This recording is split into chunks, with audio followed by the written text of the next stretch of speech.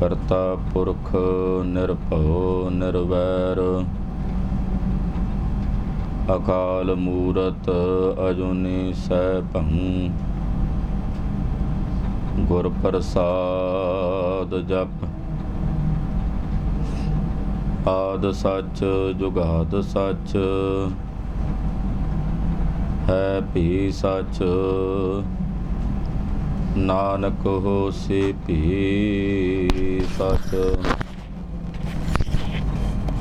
ਚਕਰ ਚਿਹਨ ਅਰ burn ਜਾਤ ਅਰ ਪਾਤ ਨਹਿਨ ਜਿਹੇ,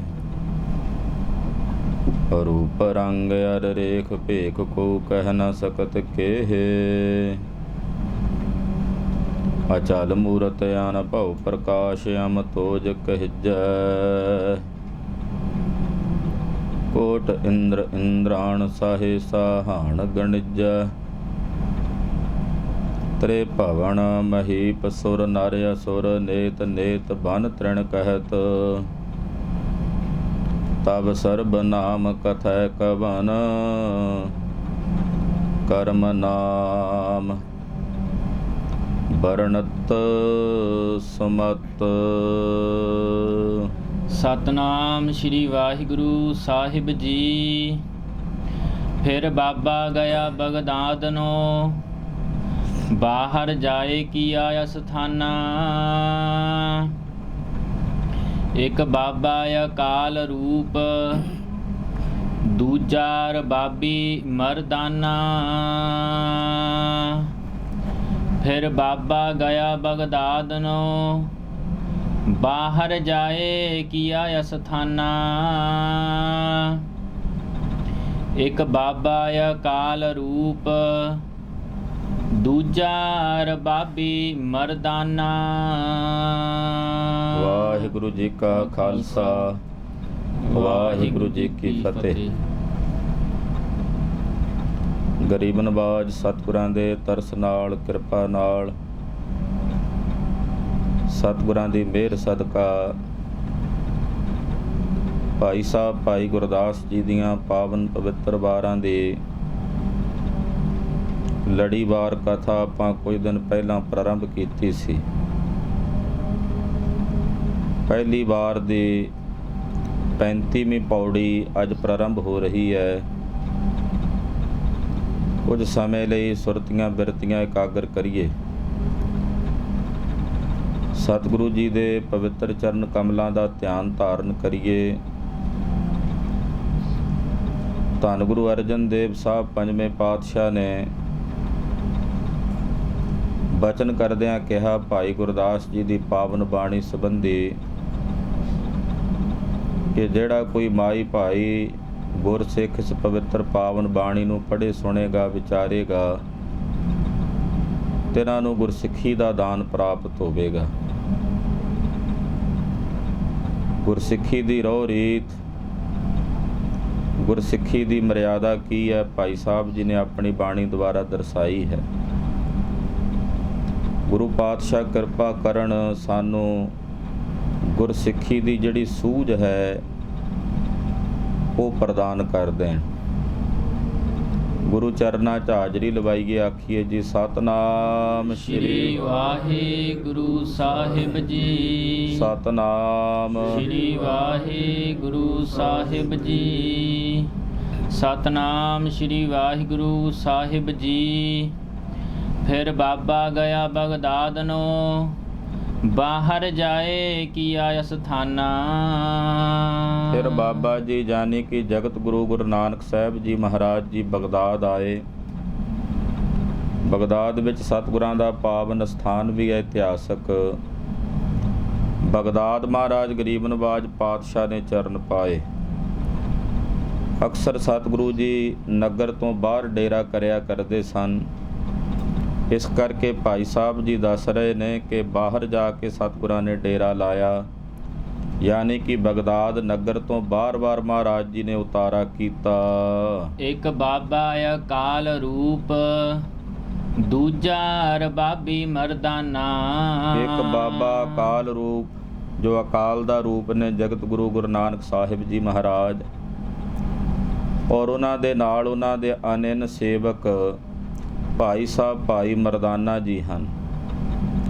ਕਈ ਸ਼ੰਕਾ ਕਰਦੇ ਵੀ ਭਾਈ ਬਾਲੇ ਦਾ ਨਾਂ ਨਹੀਂ ਲਿਖਿਆ, ਇਸ ਕਰਕੇ ਭਾਈ ਬਾਲਾ ਹੋਇਆ ਹੀ ਨਹੀਂ। ਜਦੋਂ 11ਵੀਂ ਵਾਰ ਭਾਈ ਸਾਹਿਬ ਲਿਖਦੇ ਹੈ ਤੇ ਭਾਈ ਸਾਹਿਬ ਨੇ ਬਾਬੇ ਬੁੱਢੇ ਦਾ ਜ਼ਿਕਰ ਵੀ ਨਹੀਂ ਕੀਤਾ ਕਿ ਇਹਦਾ ਮਤਲਬ ਬਾਬਾ ਬੁੱਢਾ ਸਾਹਿਬ ਵੀ ਨਹੀਂ ਹੋਏ। ਇਸ ਕਰਕੇ ਜਦੋਂ ਕਵਿਤਾ ਦਾ ਵਹਾਵ ਹੁੰਦਾ ਹੈ ਉਸ ਵਕਤ ਕੁਝ ਚੀਜ਼ਾਂ ਵਿੱਚ ਅੰਕਿਤ ਹੁੰਦੀਆਂ ਨੇ, ਕੁਝ ਨਹੀਂ ਵੀ ਹੁੰਦੀਆਂ। ਭਾਈ ਸਾਹਿਬ ਜੀ ਨੇ ਭਾਈ ਮਰਦਾਨਾ ਜੀ ਦਾ ਜ਼ਿਕਰ ਕੀਤਾ। ਅੱਜ ਕੱਲ੍ਹ ਦੇ ਹੁਣ ਨਵੀਨ ਵਿਦਵਾਨ ਇਹ ਵੀ ਦੱਸਦੇ ਨੇ ਕਿ ਭਾਈ ਬਾਲੇ ਮਰਦਾਨੇ ਤੋਂ ਇਲਾਵਾ ਗੁਰੂ ਸਾਹਿਬ ਜੀ ਦੇ ਨਾਲ ਜਿਹੜੀਆਂ ਹੋਰ ਉਦਾਸੀਆਂ ਸਨ, ਚੌਥੀ ਉਦਾਸੀ ਸੀ, ਉਦੋਂ ਭਾਈ ਭਗੀਰਥ ਜੀ ਵਰਗੇ ਗੁਰਮੁਖ ਵੀ ਨਾਲ ਸਨ। ਸੋ ਕਹਿਣ ਤੋਂ ਭਾਵ ਇਹ ਸ਼ੰਕਾ ਨਹੀਂ ਕਰਨਾ ਚਾਹੀਦਾ। ਕਹਿੰਦੇ ਭਾਈ ਸਾਹਿਬ ਭਾਈ ਮਰਦਾਨਾ ਜੀ ਉਹ ਸਤਿਗੁਰੂ ਜੀ ਦੇ ਨਾਲ ਹਨ। ਦਿੱਤੀ ਬਾਂਗ ਨਿਵਾਜ ਕਰ ਸੁਨ ਸਮਾਨ ਹੋਆ ਜਹਾਨਾ। ਸਤਿਗੁਰੂ ਸੱਚੇ ਪਾਤਸ਼ਾਹ ਜੀ ਨੇ ਉੱਚੀ ਆਵਾਜ਼ ਦੇ ਵਿੱਚ ਇੱਥੇ ਇੱਕ ਪ੍ਰਕਾਰ ਜਿਵੇਂ ਬਾਂਗ ਦੇਈ ਦੀ ਹੈ ਨਾ, ਇਸ ਤਰੀਕੇ ਦੇ ਨਾਲ ਇੱਕ ਉੱਚਾ ਆਵਾਜ਼ਾ ਬੁਲੰਦ ਕੀਤਾ। ਜਿਵੇਂ ਉੱਚੇ ਆਵਾਜ਼ੇ ਵਿੱਚ ਕਿਹਾ ਸਤਿ ਸ੍ਰੀ ਅਕਾਲ, ਗੁਰ ਬਾਰੇ ਅਕਾਲ। ਇਹ ਮਹਾਰਾਜ ਸੱਚੇ ਪਾਤਸ਼ਾਹ ਜੀ ਨੇ ਆਵਾਜ਼ਾ ਆਪਣੀ ਰਸਨਾ ਤੋਂ ਬਗਦਾਦ ਦੀ ਧਰਤੀ ਤੇ ਬੁਲੰਦ ਕੀਤਾ। ਇਹਦੇ ਬਾਰੇ ਕੁਝ ਵਿਦਵਾਨਾਂ ਨੇ ਲਿਖਿਆ ਹੈ ਕਿ ਗੁਰਦੇਵ ਨੇ ਸਤਿ ਸ੍ਰੀ ਅਕਾਲ, ਗੁਰ ਬਾਰੇ ਅਕਾਲ ਕਿਹਾ। ਤੋ ਇਸ ਤਰ੍ਹਾਂ ਵੀ ਕਹਿੰਦੇ ਸਤਿਗੁਰਾਂ ਨੇ ਕਿਹਾ ਸਤਨਾਮ ਕਰਤਾ ਪੁਰਖ। ਜਦੋਂ ਉੱਚੀ ਆਵਾਜ਼ ਦੇ ਵਿੱਚ ਗਰੀਬ ਨਵਾਜ ਪਾਤਸ਼ਾਹ ਜੀ ਨੇ ਇਹ ਬਚਨ ਕਹੇ ਤੇ ਜਿੰਨਾ ਉਸ ਵੇਲੇ ਦਾ ਜਹਾਨ ਸੀ ਉੱਥੋਂ ਦਾ ਬਗਦਾਦ ਦਾ, ਉਹ ਸਾਰੇ ਸੁੰਨ ਮੁੰਨ ਹੋ ਗਏ। ਸਾਰਾ ਸੰਸਾਰ ਕਹਿੰਦੇ ਇੱਕ ਪ੍ਰਕਾਰ ਨਾਲ ਸੁੰਨ ਹੋ ਗਿਆ। ਯਾਨੀ ਕਿ ਮਹਾਰਾਜ ਸੱਚੇ ਪਾਤਸ਼ਾਹ ਜੀ ਦਾ ਉਹ ਆਵਾਜ਼ਾ ਸੁਣ ਕੇ ਸਾਰੇ ਚੁੱਪਚਾਪ ਹੋ ਗਏ। ਸਾਰਿਆਂ ਦੀ ਉਸ ਅਕਾਲ ਪੁਰਖ ਪਰਮੇਸ਼ਰ ਨਾਲ ਤਾੜੀ ਲੱਗ ਗਈ। ਮਹਾਰਾਜ ਜੀ ਦੇ ਬਚਨਾਂ ਵਿੱਚ, ਸਤਿਗੁਰਾਂ ਦੇ ਸ਼ਬਦਾਂ ਵਿੱਚ ਇੰਨੀ ਵੱਡੀ ਸ਼ਕਤੀ ਸੀ। ਹਾਂਜੀ। ਸੁਨ ਮਨ ਨਗਰੀ ਭਈ ਦੇਖ ਪੀਰ ਭਇਆ ਹੈਰਾਨਾ। ਇੱਥੇ ਇੱਕ ਪੀਰ ਰਹਿੰਦਾ ਸੀ ਦਸਤਗੀਰ, ਉਹਦੀ ਪੂਜਾ ਹੁੰਦੀ ਸੀ ਇਸ ਨਗਰ ਦੇ ਵਿੱਚ। ਉਹਨੇ ਵੇਖਿਆ ਸਾਰੀ ਨਗਰੀ ਸੁੰਨ ਮੁੰਨ ਹੋ ਗਈ, ਚੁੱਪਚਾਪ ਹੋ ਗਈ। ਪੀਰ ਵੇਖ ਕੇ ਵੱਡਾ ਉਸ ਵੇਲੇ ਬੜਾ ਹੈਰਾਨ ਹੋਇਆ। ਬੜੀ ਹੈਰਾਨੀ ਦੇ ਨਾਲ ਉਹ ਵੇਖਣ ਲੱਗਾ ਵੀ ਇਹਨਾਂ ਲੋਕਾਂ ਨੂੰ ਕੀ ਹੋ ਗਿਆ, ਵੀ ਅੱਗੇ ਮੈਂ ਬਥੇਰੇ ਸ਼ਬਦ ਉਚਾਰਦਾ, ਮੇਰੇ ਸ਼ਬਦ ਸੁਣ ਕੇ ਤਾਂ ਕੋਈ ਨਹੀਂ ਹੁੰਦੇ ਚੁੱਪਚਾਪ। ਵੀ ਆਹ ਜਿਹੜਾ ਫਕੀਰ ਬਾਹਰ ਆਇਆ ਉਹਨੇ ਜਿਹੜਾ ਇਹ ਸ਼ਬਦ ਉਚਾਰਿਆ, ਉਹਦੇ ਸ਼ਬਦ ਵਿੱਚ ਇਹੋ ਜਿਹੀ ਤਸੀਰ ਹੈ, ਇਹੋ ਜਿਹੀ ਤਾਕਤ ਹੈ ਕਿ ਸਾਰਾ ਸ਼ਹਿਰ ਜਿਹੜਾ ਉਹ ਸੁੰਨ ਮੁੰਨ ਹੋ ਗਿਆ, ਚੁੱਪਚਾਪ ਹੋ ਗਿਆ। ਵੇਖੈ ਧਿਆਨ ਲਗਾਏ ਕਰ ਇੱਕ ਫਕੀਰ ਵੱਡਾ ਮਸਤਾਨਾ। ਫਿਰ ਉਹਨੇ ਵੇਖਿਆ ਧਿਆਨ ਲਾ ਕੇ ਵੀ ਐਸਾ ਹੈ ਕੌਣ। ਜਦ ਉਹਨੇ ਧਿਆਨ ਲਾ ਕੇ ਵੇਖਿਆ ਤੇ ਕੀ ਵੇਖਦਾ ਵੀ ਇੱਕ ਫਕੀਰ ਵੱਡਾ ਬੇਪਰਵਾਹ, ਮਸਤਾਨਾ ਦਾ ਮਤਲਬ ਬੇਪਰਵਾਹ। ਉਹ ਗੁਰੂ ਨਾਨਕ ਸਾਹਿਬ ਉਹਨੂੰ ਨਜ਼ਰ ਆਏ ਕਿ ਇਹ ਤਾਂ ਕੋਈ ਵੱਡਾ ਫਕੀਰ ਆ ਔਰ ਬੇਪਰਵਾਹ ਹੈ। ਪੁੱਛਿਆ ਫਿਰ ਕੈ ਦਸਤਗੀਰ ਕੌਣ ਫਕੀਰ ਕਿਸ ਕਾ ਕਰਹਾਨਾ। ਦਸਤਗੀਰ ਨੇ ਸਤਿਗੁਰੂ ਜੀ ਨੂੰ ਪੁੱਛਿਆ। ਜਿਹੜੀ ਦਸਤਗੀਰ ਦੇ ਨਾਲ ਸਤਿਗੁਰਾਂ ਦੀ ਵਾਰਤਾ ਹੋਈ ਆ ਉਹ ਮਿਲ ਜਾਂਦੀ ਆ ਸਾਖੀਆਂ ਵਿੱਚ। ਮੈਂ ਉਸ ਪਾਸੇ ਨਹੀਂ ਜਾਣਾ, ਸੰਖੇਪ ਰੂਪ ਦੇ ਵਿੱਚ ਹੀ ਵਿਚਾਰ ਕਰੀਏ। ਕਹਿੰਦੇ ਪੀਰ ਦੇ ਜਾ ਕੇ ਸਤਿਗੁਰਾਂ ਦੇ ਨਾਲ ਬਚਨ ਬਿਲਾਸ ਕੀਤੇ। ਪੁੱਛਿਆ ਜਾ ਕੇ ਜੀ ਤੁਸੀਂ ਕੌਣ ਫਕੀਰ ਹੋ, ਕਿਸ ਘਰਾਣੇ ਨਾਲ ਤੁਹਾਡਾ ਸੰਬੰਧ ਹੈ, ਯਾਨੀ ਕਿ ਤੁਸੀਂ ਕਿਸ ਦੇ ਚੇਲੇ ਹੋ, ਕਿਹੜਾ ਘਰਾਣਾ ਤੁਹਾਡਾ, ਕਿਹੜਾ ਭੇਖ ਹੈ। ਨਾਨਕ ਕਲ ਵਿੱਚ ਆਇਆ ਰੱਬ ਫਕੀਰ ਇੱਕੋ ਪਹਿਚਾਨਾ। ਕੋਲੋਂ ਭਾਈ ਮਰਦਾਨਾ ਜੀ ਬੋਲੇ, ਕਹਿਣ ਲੱਗੇ ਪੀਰ ਜੀ ਇਹ ਨਾਨਕ ਜੀ ਨੇ ਜਿਹੜੇ ਕਲਯੁਗ ਵਿੱਚ ਆਏ ਹਨ, ਇਹੀ ਰੱਬ ਹੈ। ਆਖੋ ਸਤਨਾਮ ਸ੍ਰੀ ਵਾਹਿਗੁਰੂ। ਇਹੀ ਰੱਬ ਹੈ, ਇਹ ਕਲਯੁਗ ਦੇ ਵਿੱਚ ਆਏ ਨੇ। ਇਹ ਰੱਬ ਤੇ ਫਕੀਰ ਇਹੋ ਜਿਹੀ ਅਵਸਥਾ ਵਾਲੇ ਨੇ, ਜਾਂ ਇਸ ਤਰ੍ਹਾਂ ਕਹਿ ਲਈਏ ਕਿ ਰੱਬ ਦੇ ਔਰ ਫਕੀਰ ਨੂੰ, ਦੋਨਾਂ ਨੂੰ ਇਹਨਾਂ ਨੇ ਇੱਕ ਅਕਾਲ ਪੁਰਖ ਨੂੰ ਹੀ ਪਛਾਣਿਆ। ਇਹ ਰੱਬ ਦਾ ਭੇਖ ਹੈ ਇਹਨਾਂ ਦੇ, ਇਹੀ ਇਹਨਾਂ ਦੀ ਫਕੀਰੀ ਹੈ ਔਰ ਇਹਨਾਂ ਨੇ ਇੱਕ ਅਕਾਲ ਪੁਰਖ ਨੂੰ ਸਾਰੇ ਪਾਸੇ ਵਰਤਦਾ ਪਛਾਣਿਆ ਹੈ। ਧਰਤ ਆਕਾਸ ਚਹੂ ਦਿਸ ਜਾਨਾ। ਧਰਤੀ ਆਕਾਸ਼ ਚਾਰਾਂ ਦਿਸ਼ਾਵਾਂ ਵਿੱਚ ਪ੍ਰਸਿੱਧ ਹਨ ਪੀਰ ਜੀ। ਇਹ ਜਗਤ ਗੁਰੂ ਗੁਰੂ ਨਾਨਕ ਸਾਹਿਬ ਹਨ। ਇਹਨਾਂ ਨੇ ਰੱਬ ਦਾ ਜਿਹੜਾ ਭੇਖ ਹੈ ਫਕੀਰੀ ਦਾ ਉਹ ਧਾਰਨ ਕੀਤਾ ਤੇ ਰੱਬ ਨੂੰ ਇੱਕ ਸਾਰਿਆਂ ਵਿੱਚ ਸਮਾਨ ਕਰਕੇ ਜਾਣਿਆ ਹੈ। ਪੁੱਛੇ ਪੀਰ ਤਕਰਾਰ ਕਰ ਇਹ ਫਕੀਰ ਵੱਡਾ ਯਤਾਈ। ਪੀਰ ਮਹਾਰਾਜ ਜੀ ਦੇ ਨਾਲ ਤਕਰਾਰ ਕਰਕੇ ਨਾ ਉਹ ਪੁੱਛਦਾ ਹੈ, ਕਹਿੰਦਾ ਇਹ ਜਾਣਦਾ। ਫਿਰ ਉਸ ਵੇਲੇ ਝਗੜਾ ਕਰਕੇ ਉਹਨੇ ਜਾਣਿਆ। ਤਕਰਾਰ ਦਾ ਮਤਲਬ ਹੁੰਦਾ ਪਹਿਲਾਂ ਝਗੜਾ ਕੀਤਾ ਦਸਤਗੀਰ ਨੇ। ਸਾਖੀ ਆਉਂਦੀ ਹੈ ਨੇ ਬਗਦਾਦ ਦੇ ਲੋਕਾਂ ਨੂੰ ਕਿਹਾ ਇਹਨਾਂ ਨੂੰ ਪੱਥਰ ਮਾਰੋ। ਇਹਨਾਂ ਨੇ ਲੱਖ ਪਤਾਲ ਲੱਖ ਆਕਾਸ਼ਾਂ ਦੀ ਗੱਲ ਕੀਤੀ, ਨਾਲੇ ਕੀਰਤਨ ਕੀਤਾ। ਪਹਿਲਾਂ ਝਗੜਾ ਕੀਤਾ ਪੀਰ ਨੇ ਸਤਿਗੁਰਾਂ ਨਾਲ। ਫਿਰ ਇਹਨੂੰ ਪਤਾ ਲੱਗਾ ਵੀ ਇਹ ਤਾਂ ਵੱਡਾ ਫਕੀਰ ਹੈ, ਇਹ ਤਾਂ ਕੋਈ ਪਹੁੰਚਿਆ ਹੋਇਆ ਮਹਾਂਪੁਰਸ਼ ਆ। ਤਾਈ ਦਾ ਮਤਲਬ ਵੀ ਬੜਾ ਵੱਡਾ ਸ਼ਕਤੀਵਾਨ ਪੀਰ ਹੈ। ਇੱਥੇ ਵਿੱਚ ਬਗਦਾਦ ਦੇ ਵੱਡੀ ਕਰਾਮਾਤ ਦਿਖਲਾਈ। ਇਹਨੇ ਇੱਥੇ ਬਗਦਾਦ ਵਿੱਚ ਆ ਕਰਕੇ ਵੱਡੀ ਕਰਾਮਾਤ ਵਿਖਾਈ, ਆਪਣੀ ਵੱਡੀ ਭਾਰੀ ਸ਼ਕਤੀ ਪ੍ਰਗਟ ਕਰਕੇ ਵਿਖਾਈ ਹੈ। ਪਾਤਾਲਾ ਆਕਾਸ ਲੱਖ ਓੜਕ ਭਾਲੀ ਖਬਰ ਸੁਣਾਈ। ਇਹਨਾਂ ਨੇ ਆ ਕੇ ਪਾਤਾਲਾਂ ਪਾਤਾਲ ਲੱਖ ਆਗਾਸਾਂ ਆਗਾਸ ਦੀ ਗੱਲ ਕਹੀ ਹੈ ਵੀ ਲੱਖਾਂ ਹੀ ਪਤਾਲ ਨੇ, ਲੱਖਾਂ ਹੀ ਆਕਾਸ਼ ਨੇ। ਕਹਿੰਦੇ ਇਹ ਆ ਕੇ ਇਹਨਾਂ ਨੇ ਆਪਣਾ ਬਚਨ ਆਪਣੀ ਰਸਨਾ ਤੋਂ ਸੁਣਾਇਆ ਹੈ ਵੀ ਉਹਨਾਂ ਦਾ ਅੰਤ ਹੀ ਨਹੀਂ ਪਾਇਆ ਜਾ ਸਕਦਾ ਵੀ ਕਿੰਨੇ ਪਤਾਲ ਤੇ ਕਿੰਨੇ ਆਕਾਸ਼ ਹਨ। ਫੇਰ ਦੁਰਾਇਣ ਦਸਤਗੀਰ ਅਸੀਂ ਪੇ ਵੇਖਾ ਜੋ ਤੋਹ ਪਾਈ। ਕਹਿੰਦੇ ਉਸ ਵਕਤ ਪੀਰ ਨੇ ਆਖਿਆ ਜੇ ਹੈਣ ਤਾਂ ਫਿਰ ਸਾਨੂੰ ਵੀ ਵਿਖਾਓ ਜਿਹੜੇ ਤੁਸੀਂ ਵੇਖੇ ਨੇ, ਕਿਉਂਕਿ ਸਾਡੇ ਮਤ ਵਿੱਚ ਤਾਂ 7 ਪਤਾਲ ਤੇ 7 ਆਕਾਸ਼ ਹੀ ਕਹੇ ਨੇ। ਤੁਸੀਂ ਲੱਖਾਂ ਪਤਾਲ ਤੇ ਲੱਖਾਂ ਆਕਾਸ਼ਾਂ ਦੀ ਗੱਲ ਕਰਦੇ ਹੋ। ਦਸਤਗੀਰ ਬੋਲਿਆ, ਕਹਿੰਦਾ ਜਿਹੜੀ ਸ਼ਕਤੀ ਤੂੰ ਪਾਈ ਆ ਉਹ ਸਾਨੂੰ ਵੀ ਦੱਸ, ਯਾਨੀ ਕਿ ਅਸੀਂ ਵੀ ਵੇਖੀਏ ਵੀ ਉਹ ਕਿਹੜੇ ਲੱਖ ਪਤਾਲ ਤੇ ਲੱਖ ਆਕਾਸ਼ ਹਨ। ਨਾਲ ਲੀਤਾ ਬੇਟਾ ਪੀਰ ਦਾ ਅੱਖੀ ਮੀਟ ਗਿਆ ਹਵਾਈ। ਮਹਾਰਾਜ ਜੀ ਨੇ ਦਸਤਗੀਰ ਦੇ ਪੁੱਤਰ ਦਾ ਹੱਥ ਫੜਿਆ, ਉਹਨੂੰ ਲੈ ਲਿਆ। ਕਹਿੰਦਾ ਜੀ ਇਹਨੂੰ ਵਿਖਾ ਦਿਓ, ਕਿਉਂ ਕਹਿੰਦਾ ਮੈਂ ਤਾਂ ਬੁੱਢਾ ਨਹੀਂ ਜਾ ਸਕਦਾ। ਇਹਦੇ ਲੜਕੇ ਦਾ ਹੱਥ ਮਹਾਰਾਜ ਜੀ ਨੇ ਪਕੜਿਆ। ਕਹਿੰਦੇ ਅੱਖਾਂ ਮੀਟ ਕੇ ਇੱਕ ਅੱਖ ਦੇ ਫੋਰ ਦੇ ਵਿੱਚ ਮਹਾਰਾਜ ਜੀ ਹਵਾਈ ਹੋ ਗਏ। ਹਵਾਈ ਦਾ ਮਤਲਬ ਆਕਾਸ਼ਚਾਰੀ ਹੋ ਗਏ। ਲੱਖ ਆਕਾਸ਼ ਪਤਾਲ ਲੱਖ ਅੱਖ ਫਰੰਕ ਵਿੱਚ ਸਭ ਦਿਖਲਾਈ। ਲੱਖ ਪਤਾਲ ਤੇ ਲੱਖ ਆਕਾਸ਼ ਇੱਕ ਅੱਖ ਦੇ ਫੋਰ ਵਿੱਚ ਮਹਾਰਾਜ ਜੀ ਨੇ ਦਸਤਗੀਰ ਦੇ ਪੁੱਤਰ ਨੂੰ ਵਿਖਾ ਦਿੱਤੇ। ਆਖੋ ਸਤਨਾਮ ਸ੍ਰੀ ਵਾਹਿਗੁਰੂ। ਖਾਲਸਾ ਜੀ, ਅੱਜ ਕੱਲ੍ਹ ਬਿਜਲੀ ਦੀ ਤੇਜ਼ੀ ਜਿੰਨਾ ਕੋਈ ਚੱਲਣ ਵਾਲਾ ਯੰਤਰ ਹੋਵੇ ਉਹ ਚੱਲੇ ਤੇ ਇੱਕ ਗਲੈਕਸੀ ਚੋਂ ਦੂਜੀ ਗਲੈਕਸੀ ਤੱਕ ਜਾਂਦਿਆਂ ਇੰਨੀ ਸਪੀਡ ਦੇ ਨਾਲ ਉਹਨੂੰ ਕਈ ਵਰ੍ਹੇ ਲੱਗ ਜਾਂਦੇ ਆ ਪਹੁੰਚਦਿਆਂ। ਮੇਰੇ ਪਾਤਸ਼ਾਹ ਜੀ ਦੀ ਕਲਾ ਇੱਥੇ ਕਿਤਨੀ ਭਾਈ ਗੁਰਦਾਸ ਸਾਹਿਬ ਜੀ ਨੇ ਦੱਸੀ ਹੈ ਵੀ ਇੱਕ ਅੱਖ ਦੇ ਫੋਰ ਵਿੱਚ ਲੱਖਾਂ ਪਤਾਲ ਤੇ ਲੱਖਾਂ ਆਕਾਸ਼ ਪੀਰ ਨੂੰ ਵਿਖਾ ਦਿੱਤੇ। ਪੀਰ ਦੇ ਲੜਕੇ ਨੂੰ ਮਹਾਰਾਜ ਜੀ ਨੇ ਵਿਖਾ ਦਿੱਤੇ। ਭਾਰ ਕਚਕੌਲ ਪ੍ਰਸਾਦ ਦਾ ਧੁਰੋ ਪਤਾਲੋ ਲਈ ਕੜਾਹੀ। ਮਹਾਰਾਜ ਸੱਚੇ ਪਾਤਸ਼ਾਹ ਜੀ ਨੇ ਕਚਕੋਲ ਚਿੱਪੀ ਹੁੰਦੀ ਹੈ ਉਹ ਦੱਸਣ ਲਈ ਵੀ ਪੀਰ ਨੂੰ ਸਬੂਤ ਦੇਣਾ ਸੀ। ਕਹਿੰਦੇ ਪਤਾਲ ਦੇ ਵਿੱਚੋਂ ਥੱਲਿਓਂ ਕੜਾਹ ਪ੍ਰਸ਼ਾਦ ਦੀ ਭਰ ਕੇ ਲਿਆਂਦੀ। ਇੱਦਾਂ ਮਹਾਂਪੁਰਸ਼ ਦੱਸਦੇ ਆ ਵੀ ਮਹਾਰਾਜ ਜੀ ਨੇ ਕੜਾਹ ਪ੍ਰਸ਼ਾਦ ਜਿਹੜਾ ਇਹ ਪ੍ਰਵਾਨ ਕੀਤਾ ਗੁਰੂ ਘਰ ਵਿੱਚ। ਉਹ ਪਤਾਲ ਦੇ ਵਿੱਚੋਂ ਕੜਾਹ ਇਹਨੂੰ ਕਿਉਂ ਕਹਿੰਦੇ ਆ ਵੀ ਕਿਉਂਕਿ ਕੜਾਹ ਦੇ ਵਿੱਚ ਬਣਾਇਆ ਜਾਂਦਾ ਹੈ, ਉਹਦੇ 'ਚ ਹੀ ਬਣ ਸਕਦਾ ਹੈ। ਤੋ ਕੜਾਹ ਦੀ ਜਿਹੜੀ ਕਹਿੰਦਾ ਉਹ ਕਚਕੋਲ ਭਾਈ ਸਾਹਿਬ ਜੀ ਕਹਿੰਦੇ ਉਹ ਵੀ ਕਚਕੋਲ ਚਿੱਪੀ ਨੂੰ ਕਹਿ ਦਿੰਦੇ ਜਿਹੜੇ ਫਕੀਰਾਂ ਕੋਲ ਮਹਾਂਪੁਰਸ਼ਾਂ ਕੋਲ ਹੁੰਦੀ ਹੈ ਉਹ ਭਰ ਕੇ ਲਿਆਏ।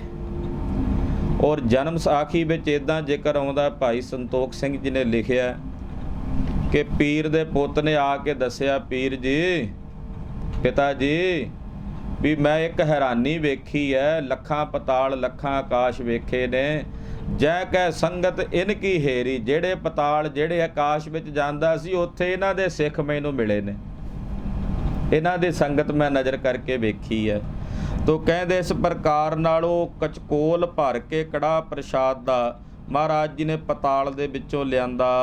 ਜ਼ਾਹਰ ਕਲਾ ਨਾ ਛਪੈ ਛਪਾਈ। ਸਤਿਗੁਰੂ ਜੀ ਦੀ ਇਹ ਜ਼ਾਹਰ ਕਲਾ ਹੈ ਜਿਹੜੀ ਛਪਾਇਆ ਛੁਪ ਨਹੀਂ ਸਕਦੀ। ਗੜ ਬਗਦਾਦ ਨਿਵਾਏ ਕੇ ਮੱਕਾ ਮਦੀਨਾ ਸਭੇ ਨਿਵਾਇਆ। ਮਹਾਰਾਜ ਜੀ ਨੇ ਬਗਦਾਦ ਵਰਗੇ ਕਿਲੇ ਨਿਵਾ ਲਏ, ਮੱਕਾ ਮਦੀਨਾ ਸਭ ਨਿਵਾ ਲਏ, ਯਾਨੀ ਕਿ ਸਭ ਨੂੰ ਆਪਣੇ ਸ਼ਬਦ ਦੀ ਚਰਚਾ ਨਾਲ ਮਹਾਰਾਜ ਜੀ ਨੇ ਜਿੱਤਿਆ। ਨਿਵਾਉਣ ਦਾ ਮਤਲਬ ਇਹ ਨਹੀਂ ਵੀ ਆਪਣੇ ਗੁਲਾਮ ਬਣਾ ਲਿਆ, ਨਿਵਾਉਣ ਦਾ ਮਤਲਬ ਸੀ ਦੱਸਿਆ ਕਿ ਅਸਲ ਸਿਧਾਂਤ ਕੀ ਹੈ। ਜਿਹੜੇ ਲੋਕ ਗੁੰਮਰਾਹ ਹੋਏ ਸਨ ਉਹਨਾਂ ਨੂੰ ਆਪਣੇ ਸ਼ਬਦਾਂ ਦੇ ਨਾਲ ਮਹਾਰਾਜ ਜੀ ਨੇ ਆਪਣੇ ਬਚਨਾਂ ਦੇ ਨਾਲ ਨਿਭਾਇਆ, ਉਹਨਾਂ ਨੂੰ ਅਕਾਲ ਪੁਰਖ ਪਰਮੇਸ਼ਰ ਦੇ ਨਾਲ ਜੋੜਿਆ। ਸਿੱਧ 84 ਮੰਡਲੀ ਖਟ ਦਰਸ਼ਨ ਪਾਖੰਡ ਜਣਾਇਆ। ਕਿਉਂਕਿ ਮੱਕਾ ਤੇ ਮਦੀਨਾ ਦੋ ਵੱਖੋ ਵੱਖਰੇ ਸ਼ਹਿਰ ਨੇ, ਮਹਾਰਾਜ ਜੀ ਨੇ ਮਦੀਨੇ ਵੀ ਚਰਨ ਪਾਏ। ਮੱਕਾ ਤੇ ਮਦੀਨਾ ਨਿਭਾ ਕੇ ਫਿਰ 84 ਸਿੱਧਾਂ ਦੀ ਜਿਹੜੀ ਮੰਡਲੀ ਸੀ ਉਹਨਾਂ ਨੂੰ ਮਹਾਰਾਜ ਜੀ ਨੇ ਜਿੱਤਿਆ। ਖਟ ਦਰਸ਼ਨ ਪਾਖੰਡ ਜਣਾਇਆ। ਮਹਾਰਾਜ ਜੀ ਨੇ ਵਿਖਾਇਆ ਵੀ 6 ਦਰਸ਼ਨਾਂ ਦਾ ਜਿਹੜਾ ਇਹ ਪਖੰਡ ਵਿਖਾਇਆ ਜਾਂਦਾ ਸੰਸਾਰ ਦੇ ਲੋਕਾਂ ਨੂੰ ਗੁੰਮਰਾਹ ਕਰਨ ਵਾਸਤੇ। 6 ਦਰਸ਼ਨਾਂ ਦੇ ਜਿਹੜੇ ਪਖੰਡਾਂ ਨੂੰ ਉਹਨਾਂ ਨੂੰ ਵੀ ਜਿੱਤ ਲਿਆ, ਕਿਉਂਕਿ ਅਸਲ ਦੇ ਵਿੱਚ ਜਿਹੜੇ ਦਰਸ਼ਨ ਸ਼ਾਸਤਰ ਨੇ ਉਹਨਾਂ ਵਿੱਚ ਪਖੰਡ ਨਹੀਂ, ਉਹਨਾਂ ਨੂੰ ਬੋਲਣ ਵਾਲੇ ਦੱਸਣ ਵਾਲੇ ਪਖੰਡਮਈ ਤਰੀਕਿਆਂ ਦੇ ਨਾਲ ਦੱਸਦੇ ਹੈ। ਉਹ ਪਖੰਡ ਮਹਾਰਾਜ ਸੱਚੇ ਪਾਤਸ਼ਾਹ ਜੀ ਨੇ ਜਣਾ ਦਿੱਤਾ, ਲੋਕਾਂ ਨੂੰ ਵਿਖਾ ਦਿੱਤਾ। ਪਾਤਾਲਾ ਆਕਾਸ ਲੱਖ ਜੀਤੀ ਧਰਤੀ ਜਗਤ ਸਬਾਇਆ। ਲੱਖਾਂ ਪਤਾਲ ਤੇ ਲੱਖਾਂ ਆਕਾਸ਼ ਮਹਾਰਾਜ ਜੀ ਨੇ ਜਿੱਤ ਲਈ। ਸਾਰੀ ਧਰਤੀ ਨੂੰ ਪਾਤਸ਼ਾਹ ਜੀ ਨੇ ਜਿੱਤ ਲਿਆ। ਸਾਰੀ ਧਰਤੀ ਨੂੰ ਆਪਣੇ ਸ਼ਬਦ ਦੇ ਨਾਲ ਮਹਾਰਾਜ ਜੀ ਨੇ ਜਿੱਤ ਲਿਆ। ਸਾਰਾ ਜਗਤ ਮਹਾਰਾਜ ਜੀ ਨੇ ਜਿੱਤ ਲਿਆ। ਜੀਤੀ ਨੌਖੰਡ ਮੇਦਨੀ ਸਤਨਾਮ ਦਾ ਚੱਕਰ ਫਿਰਾਇਆ। ਫਿਰ 9 ਖੰਡ ਧਰਤੀ ਜਿੱਤ ਲਈ ਮਹਾਰਾਜ ਸੱਚੇ ਪਾਤਸ਼ਾਹ ਜੀ ਨੇ। ਸੱਚੇ ਨਾਮ ਦਾ ਡੰਕਾ ਵਜਾ ਦਿੱਤਾ। ਹਰ ਪਾਸੇ ਜਿੱਥੇ ਗਏ ਹਰ ਪਾਸੇ ਜਾ ਕੇ ਆਖਿਆ ਨਾਮ ਜਪੋ ਭਾਈ, ਨਾਮ ਜਪੇ ਬਿਨਾਂ ਛੁਟਕਾਰਾ ਨਹੀਂ ਹੋਣਾ। ਸੱਚੇ ਨਾਮ ਦਾ ਡੰਕਾ, ਸੱਚੇ ਨਾਮ ਦਾ ਨਗਾਰਾ ਉਹ ਮਹਾਰਾਜ ਜੀ ਨੇ ਹਰ ਪਾਸੇ ਜਾ ਕੇ ਵਜਾਇਆ। ਚਾਹੇ ਮੱਕੇ ਗਏ ਚਾਹੇ ਮਦੀਨੇ ਗਏ, ਸੰਸਾਰ ਦੇ ਹਰ ਪਾਸੇ ਹਰ ਕੋਨੇ ਦੇ ਵਿੱਚ ਮਹਾਰਾਜ ਜੀ ਨੇ ਸੱਚੇ ਨਾਮ ਦਾ ਜਿਹੜਾ ਮੰਤਰ ਸੀ ਉਹ ਜਪਾਇਆ। ਦੇਵ ਦਾਨੋ ਰਾਕਸ ਦੈਤ ਸਭ ਚਿਤ ਗੁਪਤ ਸਭ ਚਰਨੀ ਲਾਇਆ। ਦੇਵ ਦਾਨੋ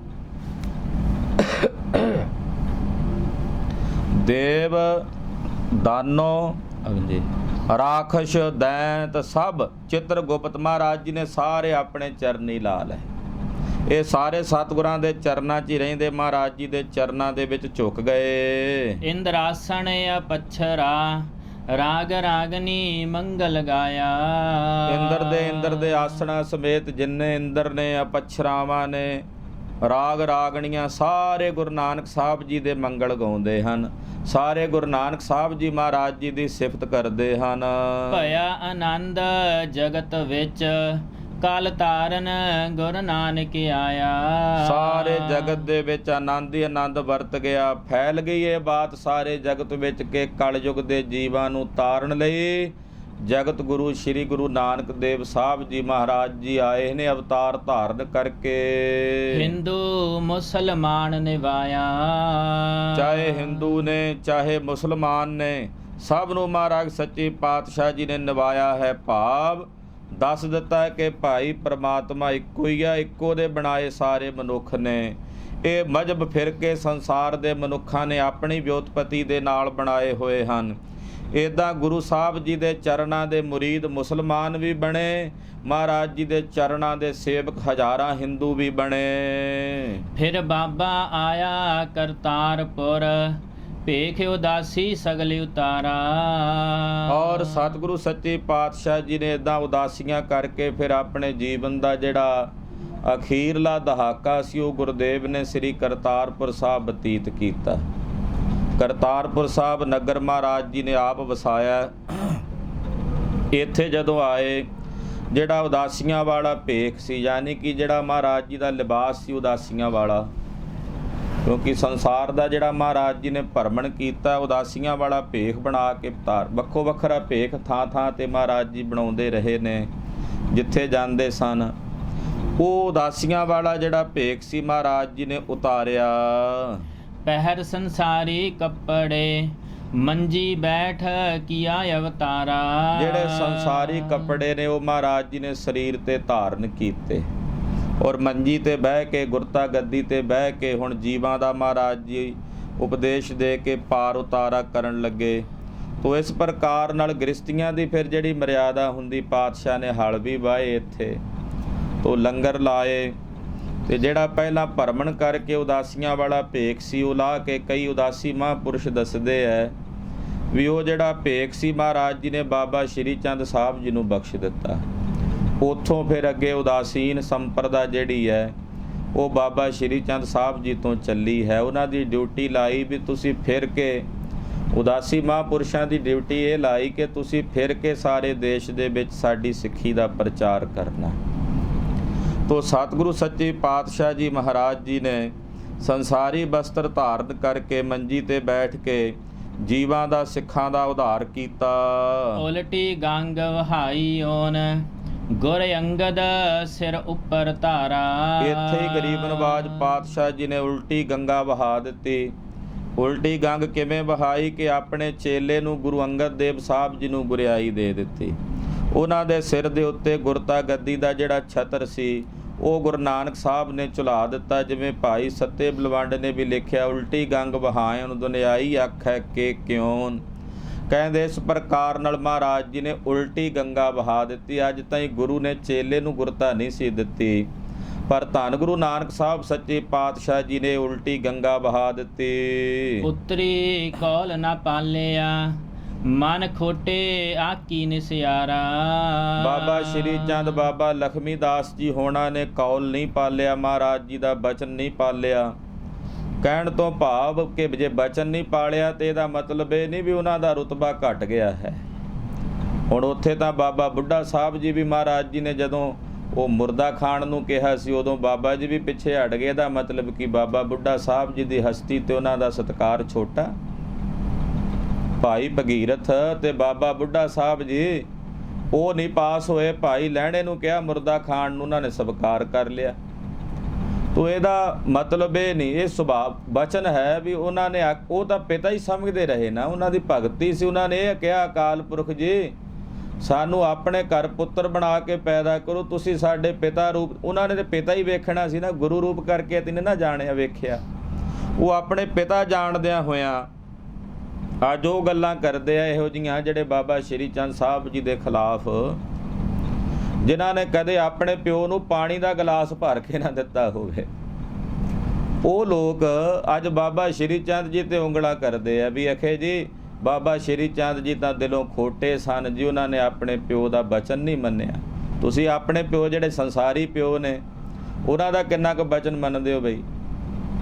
ਪਿਓ ਵਿਚਾਰਾ ਵਿੱਚ ਆ ਕੇ ਥੋੜ੍ਹੀ ਜਿਹੀ ਦਖਲਅੰਦਾਜ਼ੀ ਕਰਦੇ ਕਿਸੇ ਕੰਮ ਵਿੱਚ, ਉਹਨੂੰ ਕਹਿੰਦੇ ਚੱਲੋ ਬਾਬਾ ਬੁੜਿਆ ਪਿੱਛੇ ਹੋ ਕੇ ਬਹਿ, ਤੈਨੂੰ ਨਹੀਂ ਪਤਾ ਹੁਣ ਅੱਜ ਕੱਲ੍ਹ ਸਾਡੀ ਮਰਿਆਦਾ ਚੱਲਦੀ ਹੈ। ਉਹ ਲੋਕ ਉੱਠ ਕੇ ਬਾਬਾ ਸ਼੍ਰੀ ਚੰਦ ਸਾਹਿਬ ਜੀ ਜੈਸੇ ਮਹਾਂਪੁਰਸ਼ ਜਿਨ੍ਹਾਂ ਸਾਰੀ ਜ਼ਿੰਦਗੀ ਭਜਨ ਕਰਦਿਆਂ ਬਤੀਤ ਕੀਤੀ, ਉਹਨਾਂ ਦੇ ਖਿਲਾਫ ਬੋਲਦੇ ਹੈ ਇੱਦਾਂ ਦੇ ਭੱਦੇ ਲੋਕ। ਤੋ ਖੈਰ ਇੱਥੇ ਸੁਭਾਵਕ ਬਚਨ ਹੋ ਰਿਹਾ ਵੀ ਉਹਨਾਂ ਨੇ ਕੌਲ ਨਹੀਂ ਪਾਲਿਆ, ਗੁਰੂ ਅੰਗਦ ਸਾਹਿਬ ਨੇ ਪਾਲਣ। ਨਾਲੇ ਜਿਹੜੀ ਗੁਰਤਾ ਗੱਦੀ ਹੈ ਇਹ ਧੁਰ ਦਰਗਾਹ ਪਰਮੇਸ਼ਰ ਨੇ ਜਿਹਦੇ ਮੱਥੇ ਤੇ ਲਿਖ ਕੇ ਭੇਜੀ, ਉਹਨਾਂ ਨੂੰ ਮਿਲਣੀ ਸੀ ਨਾ। ਪਰ ਕਿਤੇ ਕੱਲ ਨੂੰ ਕੋਈ ਇਹ ਨਾ ਕਹੇ ਕਿ ਗੁਰੂ ਸਾਹਿਬ ਜੀ ਨੇ ਆਪਣੇ ਪੁੱਤਰਾਂ ਨਾਲ ਦਵੰਜ ਕੀਤਾ ਤੇ ਬਗਾਨੇ ਨੂੰ ਗੁਰਤਾ ਦੇ ਦਿੱਤੀ ਹੈ। ਇਸ ਕਰਕੇ ਪਰਖ ਕੇ ਵਿਖਾ ਦਿੱਤਾ ਵੀ ਇਹ ਕੋਈ ਜੱਦੀ ਜਦਾਦ ਨਹੀਂ ਹੈ ਵੀ ਜੱਦੀ ਜਦਾਦ ਦੇ ਉੱਤੇ ਪੁੱਤਰਾਂ ਦਾ ਹੱਕ ਹੁੰਦਾ ਹੈ। ਇਹ ਕੋਈ ਜੱਦੀ ਜਦਾਦ ਨਹੀਂ, ਇਹ ਧੁਰ ਦਰਗਾਹ ਦੀ ਬਖਸ਼ਿਸ਼ ਹੈ। ਜਿਨ੍ਹਾਂ ਨੂੰ ਮਿਲਣੀ ਹੈ ਉਹਨਾਂ ਨੇ ਪ੍ਰਾਪਤ ਕਰਨੀ ਹੈ। ਬਾਣੀ ਮੁਖ ਉਚਾਰੀ ਹੈ ਹੋਏ ਰੁਸ਼ਨਾਈ ਮਿਟੇ ਅੰਧਿਆਰਾ। ਸਤਿਗੁਰੂ ਜੀ ਨੇ ਆਪਣੇ ਮੁਖੋਂ ਬਾਣੀ ਉਚਾਰਨ ਕੀਤੀ ਇੱਥੇ ਸ੍ਰੀ ਕਰਤਾਰਪੁਰ ਸਾਹਿਬ ਦੀ ਧਰਤੀ ਤੇ, ਜਿਹਦੇ ਨਾਲ ਸਾਰੇ ਜਗਤ ਵਿੱਚ ਰੁਸ਼ਨਾਈ ਹੋਈ, ਚਾਨਣਾ ਹੋਇਆ ਔਰ ਅਗਿਆਨਤਾ ਦਾ ਹਨੇਰਾ ਮਿਟਿਆ। ਗਿਆਨ ਗੋਸ਼ਟ ਚਰਚਾ ਸਦਾ ਅਨਹਦ ਸ਼ਬਦ ਉੱਠੇ ਤੁਨ ਘਾਰਾ। ਹਰ ਵੇਲੇ ਕਰਤਾਰਪੁਰ ਸਾਹਿਬ ਮਹਾਰਾਜ ਜੀ ਦੇ ਕੋਲ ਗਿਆਨ ਗੋਸ਼ਟੀ ਹੁੰਦੀ ਹੈ।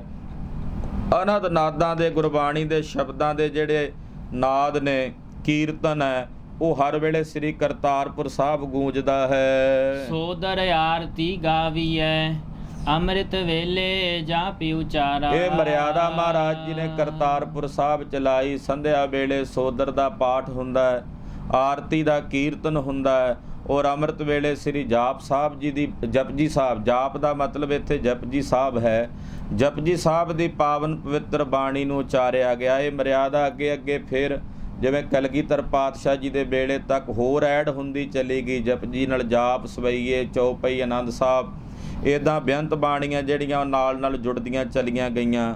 ਜਿਵੇਂ ਸੋਦਰ ਦੇ ਜਿਹੜੇ ਸ਼ਬਦ ਸਨ ਪਹਿਲਾਂ ਉਹ ਗੁਰੂ ਨਾਨਕ ਸਾਹਿਬ ਦੇ ਸਮੇਂ ਸ਼ੁਰੂ ਹੋ ਗਏ, ਕੇਵਲ ਜਿਹੜੇ ਗੁਰੂ ਨਾਨਕ ਸਾਹਿਬ ਦੇ ਸ਼ਬਦ, ਫਿਰ ਬਾਅਦ ਵਿੱਚ ਪੰਜਵੇਂ ਪਾਤਸ਼ਾਹ ਜੀ ਦੇ, ਚੌਥੇ ਤੀਸਰੇ ਪਾਤਸ਼ਾਹ ਦੇ ਸ਼ਬਦ ਜੋੜੇ। ਕਲਗੀਧਰ ਜੀ ਤੋਂ ਬਾਅਦ ਪੰਥ ਨੇ ਮਹਾਰਾਜ ਜੀ ਦੀ ਬਾਣੀ ਰਹਿਰਾਸ ਸਾਹਿਬ ਦੇ ਨਾਲ ਜੋੜੀ। ਆਰਤੀ ਵਿੱਚ ਜਿਹੜੇ ਦਸਵੇਂ ਪਾਤਸ਼ਾਹ ਜੀ ਦੇ ਸ਼ਬਦ ਸਨ ਇੱਦਾਂ ਜੋੜੇ। ਸਵੇਰੇ ਅੰਮ੍ਰਿਤ ਵੇਲੇ ਦੇ ਨਿਤਨੇਮ ਦੇ ਵਿੱਚ ਦਸਾਂ ਗੁਰੂਆਂ ਦੀ ਬਾਣੀ ਨੂੰ ਜੋੜਿਆ। ਗੁਰਮੁਖ ਭਾਰ ਅਥਰਬਣ ਤਾਰਾ।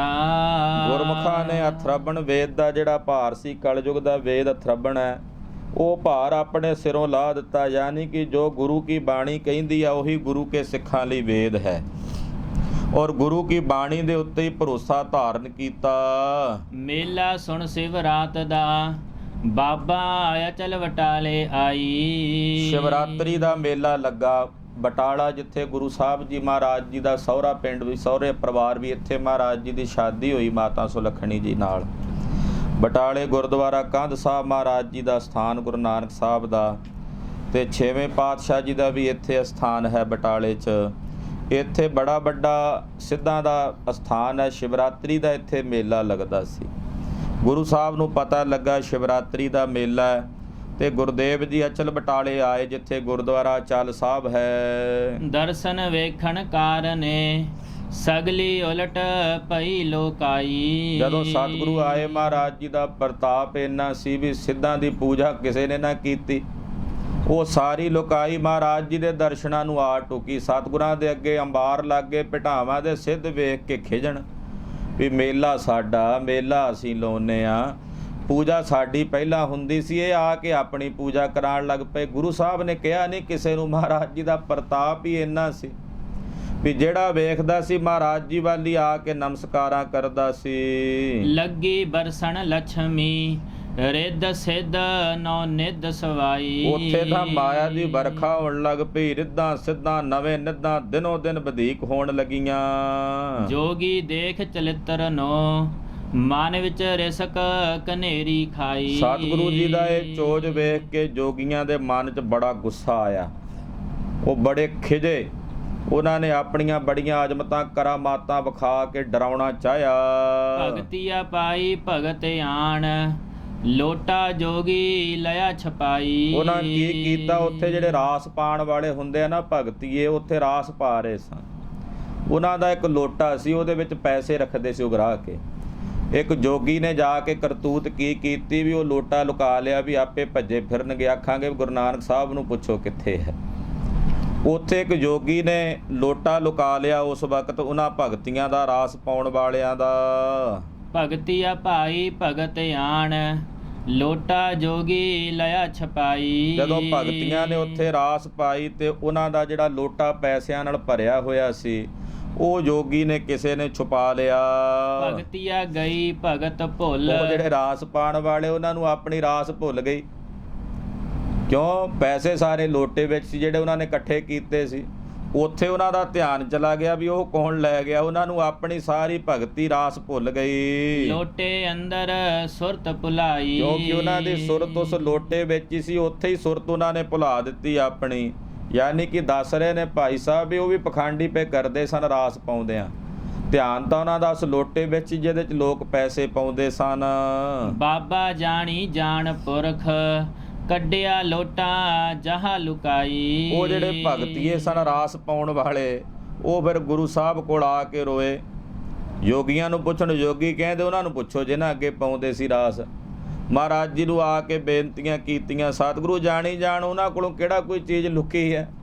ਪਾਤਸ਼ਾਹ ਜੀ ਨੇ ਇੱਕ ਅੱਖ ਦੇ ਫੋਰ ਦੇ ਵਿੱਚ ਜਿਹੜਾ ਯੋਗੀਆਂ ਨੇ ਲੋਟਾ ਛੁਪਾਇਆ ਸੀ ਉਹ ਪ੍ਰਗਟ ਕਰਕੇ ਉਹਨਾਂ ਭਗਤੀਆਂ ਨੂੰ ਦੇ ਦਿੱਤਾ। ਵੇਖ ਚਲਿੱਤਰ ਜੋਗੀ ਖੁਣਸਾਈ। ਸਤਿਗੁਰੂ ਸੱਚੇ ਪਾਤਸ਼ਾਹ ਜੀ ਦਾ ਇਹ ਕੌਤਕ ਵੇਖ ਕੇ ਯੋਗੀ ਹੋਰ ਖੁਣਸਣ ਲੱਗ ਪਏ।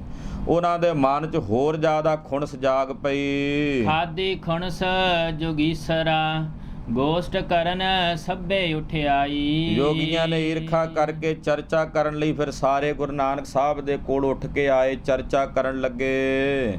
ਪੁੱਛੇ ਜੋਗੀ ਭੰਗਰ ਨਾਥ ਤੋਹੇ ਦੁੱਧ ਵਿੱਚ ਕਿਉਂ ਕਾਂਜੀ ਪਾਈ। ਭੰਗਰ ਨਾਥ ਨੇ ਆ ਕੇ ਮਹਾਰਾਜ ਜੀ ਨੂੰ ਸਿੱਧਾ ਪੁੱਛਿਆ, ਕਹਿਣ ਲੱਗਾ, ਉਹ ਫਕੀਰ ਜੀ, ਨਾਨਕ ਜੀ, ਤੁਸੀਂ ਤਾਂ ਦੁੱਧ ਵਿੱਚ ਕਾਂਜੀ ਪਾ ਦਿੱਤੀ ਹੈ। ਯਾਨੀ ਕਿ ਪਹਿਲਾਂ ਤੁਸੀਂ ਫਕੀਰੀ ਕੱਪੜੇ ਉਦਾਸੀਆਂ ਵਾਲੇ ਧਾਰਨ ਕੀਤੇ ਸਨ ਤੇ ਹੁਣ ਤੁਸੀਂ ਗ੍ਰਸਤੀਆਂ ਵਾਲੇ ਵਸਤਰ ਧਾਰਨ ਕਰ ਲਏ ਨੇ, ਤੁਸੀਂ ਦੁੱਧ ਦੇ ਵਿੱਚ ਕਾਂਜੀ ਪਾ ਦਿੱਤੀ ਹੈ। ਫਿੱਟਿਆ ਚਾਟਾ ਦੁੱਧ ਦਾ ਰਿੜਕਿਆ ਮੱਖਣ ਹੱਥ ਨਾ ਆਈ। ਕਹਿਣ ਲੱਗੇ ਉਸ ਵੇਲੇ ਜਿਹੜਾ ਉਹ ਮੱਖਣ ਦਾ ਜਿਹੜਾ ਭਾਂਡਾ ਸੀ ਉਹ ਤੁਸੀਂ ਫਿੱਟਿਆ ਚਾਟਾ ਦੁੱਧ ਦਾ, ਕਹਿੰਦੇ ਜਿਹੜਾ ਉਹ ਫਕੀਰੀ ਦੇ ਦੁੱਧ ਦਾ ਚਾਟੜਾ ਸੀ, ਭਾਂਡਾ ਸੀ, ਉਹ ਕਹਿੰਦੇ ਜਦੋਂ ਰਿੜਕਿਆ ਉਹਦੇ ਵਿੱਚੋਂ ਮੱਖਣ ਥੋੜੀ ਮਿਲਣਾ, ਜਦੋਂ ਤੁਸੀਂ ਫਕੀਰੀ ਵਿਗਾੜ ਕੇ ਰੱਖ ਦਿੱਤੀ। ਫਕੀਰ ਕੀ ਤੇ ਗ੍ਰਸਤੀ ਕੀ? ਫਕੀਰ ਤਾਂ ਉਹ ਹੁੰਦਾ ਜਿਹੜਾ ਗ੍ਰਸਤ ਦਾ ਤਿਆਗ ਕਰ ਦੇਵੇ। ਤੁਸੀਂ ਗ੍ਰਸਤੀ ਬਣ ਕੇ ਦੁੱਧ ਦੇ ਵਿੱਚ, ਫਕੀਰੀ ਦੇ ਦੁੱਧ ਦੇ ਵਿੱਚ ਕਾਂਜੀ ਪਾ ਦਿੱਤੀ ਹੈ। ਭੇਖ ਉਤਾਰ ਉਦਾਸ ਦਾ ਵਤ ਕਿਉ ਸੰਸਾਰੀ ਰੀਤ ਚਲਾਈ। ਤੁਸੀਂ ਇਹ ਉਦਾਸੀਆਂ ਦਾ ਭੇਖ ਲਾ ਕੇ ਇਹ ਜਿਹੜੀ ਸੰਸਾਰੀ ਰੀਤ ਹੈ ਉਹ ਤੁਸੀਂ ਕਿਉਂ ਚਲਾ ਦਿੱਤੀ? ਯਾਨੀ ਕਿ ਗ੍ਰਸਤੀਆਂ ਵਾਲੇ ਕੰਮ ਸ੍ਰੀ ਕਰਤਾਰਪੁਰ ਸਾਹਿਬ ਪ੍ਰਾਰੰਭ ਕਰ ਦਿੱਤੇ ਹਨ। ਨਾਨਕ ਆਖੇ ਭੰਗਰ ਨਾਥ ਤੇਰੀ ਮਾਉ ਕੁਚੱਜੀ ਆਹੀ। ਸਤਿਗੁਰੂ ਜੀ ਬੋਲੇ, ਕਹਿੰਦੇ ਉਹ ਭੰਗਰ ਨਾਥ ਤੇਰੀ ਮਾਂ ਕੁਚੱਜੀ ਆ। ਗੋਰਖਨਾਥ ਜੀ ਨੇ ਤੁਹਾਨੂੰ ਦੱਸਿਆ ਨਹੀਂ ਵੀ ਅਸਲ ਵਿੱਚ ਫਕੀਰੀ ਕਹਿੰਦੇ ਕਿਸ ਨੂੰ ਨੇ।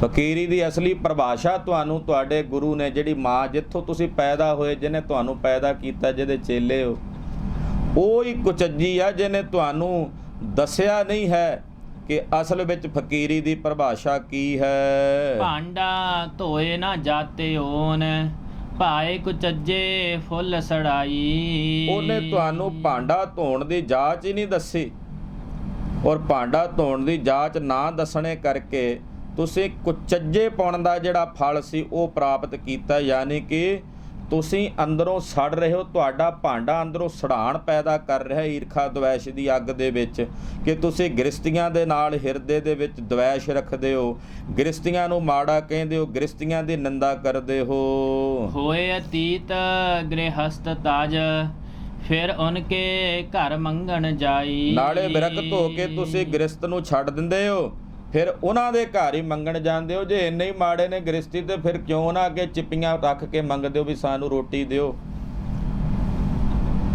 ਇਹਦਾ ਮਤਲਬ ਇਹ ਹੋਇਆ ਕਿ ਤੁਹਾਡੀ ਮਾਂ ਗੁਰੂ ਗੋਰਖਨਾਥ ਨੇ ਤੁਹਾਨੂੰ ਭਾਂਡਾ ਧੋਣ ਦੀ ਜਾਚ ਨਹੀਂ ਦੱਸੀ।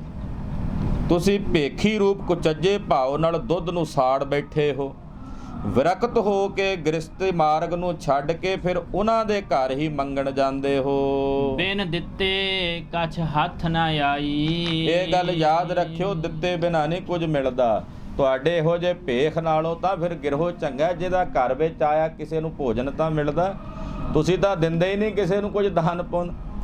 ਭੇਖ ਤੋਂ ਇਹ ਦਿੱਤੇ ਬਿਨਾਂ ਹੱਥ ਕੁਝ ਨਹੀਂ ਆਉਣਾ। ਇਹ ਸੁਣ ਬਚਨ ਜੋਗੀਸਰਾ ਮਾਰ ਕਿਲਕ ਬਹਰੂਏ ਉਠਾਈ। ਕਹਿੰਦੇ ਜਦੋਂ ਮਹਾਰਾਜ ਜੀ ਦੇ ਬਚਨਾਂ ਦਾ ਜਵਾਬ ਨਾ ਆਇਆ, ਸਿੱਧਾ ਯੋਗੀਆਂ ਨੂੰ ਇੱਕ ਕਿਲਕਾਂ ਮਾਰ ਕੇ ਭੜਕ ਕੇ ਉੱਠ ਖਲੋਤੇ, ਆਪਣਾ ਵਿਕਰਾਲ ਰੂਪ ਧਾਰਨ ਕਰਕੇ ਸਿੱਧੀਆਂ ਸਿੱਧੀਆਂ ਕਰਾਮਾਤਾਂ ਵਿਖਾਉਣ ਲੱਗੇ। ਖਟ ਦਰਸ਼ਨ ਕਉ ਖੇਦਿਆ ਕਲ ਜੁਗ ਨਾਨਕ ਬੇਦੀ ਆਈ। ਖਟ ਦਰਸ਼ਨਾਂ ਨੂੰ ਖੇਦਿਆ ਨਿਸ਼ੇਧ ਕਰਕੇ ਕਲਯੁਗ ਵਿੱਚ ਗੁਰੂ ਨਾਨਕ ਸਾਹਿਬ ਬੇਦੀ ਆਏ। ਸਿੱਧ ਬੋਲਨ ਸਭ ਅਵਖ ਦੀਆ ਤੰਤਰ ਮੰਤਰ ਕੀ ਧੁਨੋ ਚੜਾਈ। ਸਿੱਧ ਉੱਚੀ ਉੱਚੀ ਬੋਲਣ ਲੱਗੇ ਅਵਖਦੀਆਂ ਜੀ, ਬੜੇ ਤੰਤਰ ਮੰਤਰ ਦੀਆਂ ਧੁਨਾਂ ਜਿਹੜੀਆਂ ਨੇ ਉਹ ਚੜਾ ਕੇ ਦੱਸਣ ਲੱਗੇ ਲੋਕਾਂ ਨੂੰ। ਰੂਪ ਵਟਾਏ ਜੋਗੀਆ ਸਿੰਘ ਬਾਗ ਬਹੁ ਚਲਿਤ ਦਿਖਾਈ। ਆਪਣੇ ਰੂਪ ਵਟਾ ਕੇ ਯੋਗੀ ਕੋਈ ਸ਼ੇਰ ਬਣ ਬੈਠਾ, ਕੋਈ ਬਾਗ ਬਣ ਬੈਠਾ, ਇਦਾਂ ਦੇ ਚਲਤ ਲੋਕਾਂ ਨੂੰ ਕਰਾਮਾਤਾਂ ਨਾਲ ਵਿਖਾਉਣ ਲੱਗੇ। ਇੱਕ ਪਰ ਕਰਕੇ ਉਡਰਨ ਪੰਖੀ ਜਿਵੈ ਰਹਿ ਲੀਲਾਈ। ਔਰ ਇੱਕ ਪਰ ਲਾ ਕੇ ਉੱਡਣ ਲੱਗ ਪਏ, ਪੰਛੀਆਂ ਵਾਂਗੂ ਲੀਲਾ ਕਰਨ ਲੱਗੇ। ਇਕ ਨਾ ਨਾਗ ਹੋਏ ਪੌਣ ਛੋੜਿਆ, ਇਕ ਨਾ ਵਰਖਾ ਅਗਨ ਵਸਾਈ। ਕਹਿੰਦੇ ਇੱਕ ਨਾਗ ਦਾ ਰੂਪ ਬਣਾ ਕੇ ਮੂੰਹ ਚੋਂ ਅੱਗ ਉਗਲਣ ਲੱਗੇ, ਲੋਕਾਂ ਨੂੰ ਡਰਾਉਣ ਲਈ ਇਦਾਂ ਕਰਾਮਾਤਾਂ ਵਿਖਾਉਂਦੇ ਨੇ। ਇੱਕ ਨਾ ਨੇ ਅੱਗ ਦਾ ਮੀਂਹ ਵਰਾਣਾ ਸ਼ੁਰੂ ਕਰ ਦਿੱਤਾ। ਤਾਰੇ ਤੋੜੇ ਭੰਗਰ ਨਾਥ, ਇੱਕ ਚੜ ਮਿਰਗਾਨੀ ਜਲ ਤਰ ਜਾਈ। ਕਹਿੰਦੇ ਆਕਾਸ਼ ਵਿੱਚ ਭੰਗਰਨਾਥ ਤਾਰੇ ਤੋੜ ਕੇ ਲਿਆਉਂਦਾ, ਇੱਕ ਆਪਣੀ ਮਿਰਗਾਣੀ ਤੇ ਬਹਿ ਕੇ ਉੱਤੇ ਹਵਾ ਦੇ ਵਿੱਚ ਇਦਾਂ ਤੈਰਦਾ ਜਿਵੇਂ ਪਾਣੀ ਦੇ ਉੱਤੇ ਕੋਈ ਤੈਰਦਾ ਹੋਵੇ। ਸਿੱਧਾ ਅਗਨ ਨਾ ਬੁਝੇ ਬੁਝਾਈ। ਸਿੱਧਾਂ ਦੀ ਜਿਹੜੀ ਇਹ ਅੱਗ ਹੈ ਦ્વੈਸ਼ ਦੀ, ਇਹ ਬੁਝਾਇਆ ਬੁਝਦੀ ਨਹੀਂ। ਜਨਮ ਸਾਖੀ 'ਚ ਜ਼ਿਕਰ ਹੈ ਕਿ ਗੁਰਦੇਵ ਨੇ ਫਿਰ ਆਪਣੀ ਕੌਂਸ ਛੱਡੀ ਆਪਣੇ ਚਰਨਾਂ ਦੀ ਖੜਾਮ। ਜਿਹੜਾ ਸਿੱਧ ਉਸ ਵੇਲੇ ਇਦਾਂ ਕਰੇ, ਠਾਹ ਦੇ ਕੇ ਸਿਰ 'ਚ ਵੱਜਿਆ ਕਰੇ। ਜਿੰਨੀਆਂ ਕਰਾਮਾਤਾਂ ਅਜ਼ਮਤਾਂ ਸਾਨੂੰ ਨਾ ਦੀਆਂ, ਉਹ ਸਾਰੀਆਂ ਮਹਾਰਾਜ ਜੀ ਨੇ ਖਿੱਚ ਲਈਆਂ, ਫਿਰ ਨਿੰਮੋ ਝੂਣੇ ਹੋ ਕੇ ਬਹਿ ਗਏ। ਸਿੱਧ ਬੋਲਨ ਸੁਣ ਨਾਨਕਾ, ਤੋਹਿ ਜਗ ਨੋ ਕਿਆ ਕਰਾਮਾਤ ਦਿਖਾਈ। ਹੁਣ ਸਿੱਧ ਕਹਿਣ ਲੱਗੇ, ਹੇ ਨਾਨਕ ਜੀ ਸੁਣੋ, ਤੁਸੀਂ ਜਗਤ ਦੇ ਲੋਕਾਂ ਨੂੰ ਕੀ ਕਰਾਮਾਤ ਦੱਸੀ ਹੈ। ਕੁਝ ਵਿਖਾਲੇ ਅਸਾਨੋ, ਤੋਹਿ ਕਿਉ ਢਿੱਲ ਅਵੇਹੀ ਲਾਈ। ਕਹਿੰਦੇ ਕੁਝ ਕਰਾਮਾਤ ਸਾਨੂੰ ਵੀ ਵਿਖਾਓ, ਤੁਸੀਂ ਇੰਨੀ ਢਿੱਲ ਕਾਹਨੂੰ ਲਾਈ ਹੈ ਕਰਾਮਾਤ ਵਿਖਾਉਣ ਲਈ। ਜੇ ਤੁਸੀਂ ਕਰਾਮਾਤ ਲੋਕਾਂ ਨੂੰ ਵਿਖਾਈ ਤਾਂ ਹੀ ਆ ਲੋਕ ਤੁਹਾਡੇ ਪਿੱਛੇ ਟੁਰੇ ਫਿਰਦੇ ਆ, ਕੁਝ ਸਾਨੂੰ ਵੀ ਵਿਖਾਓ। ਬਾਬਾ ਬੋਲੇ ਨਾਥ ਜੀ, ਆਸਾਂ ਤੇ ਵੇਖਣ ਜੋਗੀ ਵਸਤ ਨ ਕਾਈ। ਮਹਾਰਾਜ ਸੱਚੇ ਪਾਤਸ਼ਾਹ ਜੀ ਬੋਲੇ, ਕਹਿੰਦੇ ਨਾਥ ਜੀ ਅਸਾਂ ਕੀ ਬੋਲੀਏ, ਸਾਡੇ ਤਾਂ ਵੇਖਣ ਵਿੱਚ ਕੋਈ ਯੋਗੀ ਵਸਤੂ ਨਹੀਂ ਹਨ।